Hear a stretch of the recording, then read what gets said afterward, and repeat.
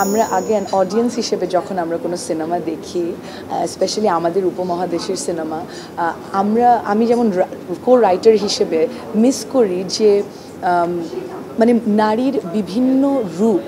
আমরা নারীকে খুব বাইনারিভাবে দেখে অভ্যস্ত, হয় ভিলেন না হলে হিরো, একদম পারফেক্ট একটা হিউম্যান বিং না হলে কমপ্লিটলি একদম ডিরেইলড। কিন্তু আসলে এই দুটোর মাঝখানে কিন্তু নারীর অনেকগুলো রূপ আছে, শুধু নারীর না, মানুষের অনেক রূপ আছে। তো আমরা আসলে যদিও আমরা পোস্টের একজন নারীকে দেখতে পাচ্ছি, কিন্তু এগুলো আসলে মানুষের গল্প। একটা নারী আসলে আমরা নারী হিসেবে না দেখে একজন মানুষ, সে ওই দৃষ্টিকোণ থেকে আমরা দেখানোর চেষ্টা করেছি, এবং আমরা যেটা দেখতে চাই আমরা সেইটাকে তৈরি করার চেষ্টা করেছি।